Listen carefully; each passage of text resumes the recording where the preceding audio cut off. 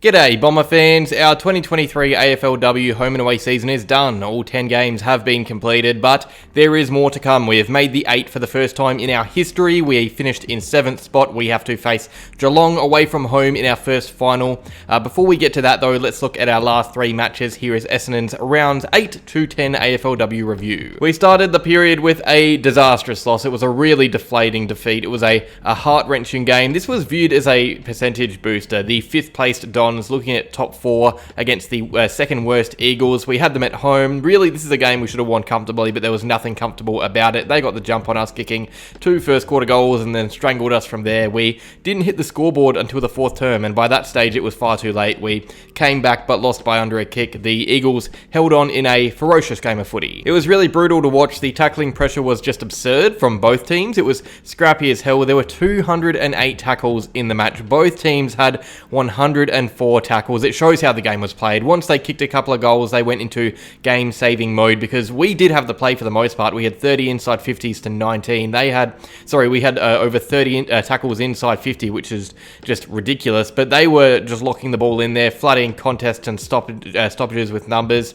giving us no room to play our free-flowing game. It worked a treat. You had players nullified. Too Good didn't have her usual impact up forward. She wasn't able to with the defensive work from the Eagles. As much as this was a brilliant defensive West Coast performance, we were really poor. We were clearly a step away from where we needed to be to start the game, and we looked panicked when we were fighting back. We wasted a lot of chances. There was one point where we had like 5 marks inside 50 in a row, but kept hand passing it off to put ourselves under more pressure. West Coast pressure was elite, but we definitely invited it to a degree, and the windy conditions helped no one. It was a really hard game to convert in, really hard to find a target. It was a typical slog of a game that we unfortunately lost.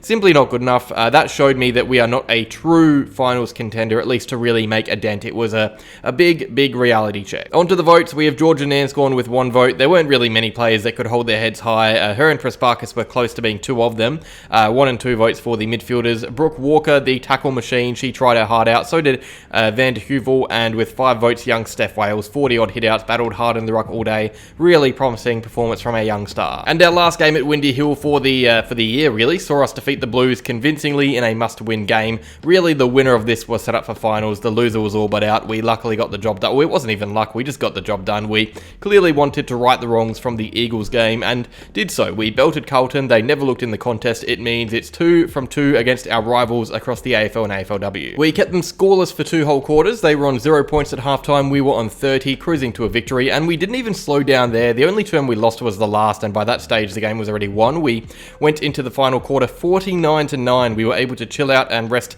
a bit for next week's important game. That 32-point margin genuinely flatters Carlton. If anything, it should be higher. We only had 4 more inside 50s. We only had 2 more rebound 50s, but we just defended better and scored far more easier. It was a bit embarrassing for the Blues. It was like our performance against the Eagles, roles reversed. We went from being embarrassed and flattened to embarrassing and flattening Carlton. Our best players were up and about. We nullified the impact of their best. When you keep a team scoreless, not just for a quarter but for a half, you're doing something right. We clearly had our system well and truly ahead of theirs. I watched a replay of this game after work, but was checking in regularly and thought the app was glitching or something. I was expecting a close, hard-fought game, but at Windy Hill, our home ground, we were miles ahead of the Blues. We ended their season earlier than they would have initially expected. On to the votes. Georgia Clark was solid down back. Maddie P was yet again amongst the best. Amelia Radford seemed to find the ball so much more than usual and progressed really well with it. Bonnie T was awesome, played a lot of defense but still managed to hit the scoreboard, but Alexander was the spark for me. She was awesome going forward, as she has been all year. And finally, we have our final home and away game of the year. It was a weird way to end the weekend. We started the weekend in disappointment after this game, but we did manage to do enough to make finals, luckily. But the Gold Coast loss should be a bit of a wake-up call, especially because we have lost 2 of our last 3. We clearly aren't in good form. Otherwise, we would have put up more of a fight here. I reckon it shows a pretty glaring contrast to how we play at our worst compared to how we play at our best. We had an important game against Geelong and even some other teams that we got through earlier in the year and looked impressive while doing so. But here, in what was at the time a must-win game, probably our most important of the year, we crumbled. We looked a bit off the mark, which hasn't happened too regularly this season. Even at our worst, sometimes we have looked into it, but we just looked a beat off the mark, which is worrying considering it was such an important game for the year. I think for just about the first time all year, our midfield was soundly beaten. I've spoken about it being poor in the past, but even when it's poor, it's still a 50-50. You look at Pressparkis and Kane and Nanscorn and other important players, they they didn't have their usual impact for the whole game, or aside from Nanscorn. It was very much played in patches for the others. We looked really damaging when we were up and about, but we let Gold Coast get on top of us with ease through their engine room. I also think it was their ruck setup that really had us on the ropes at stoppages. Young Steph Wales had to go up against 3 different rucks for most of the day. It's why they soundly beat us at hit-outs.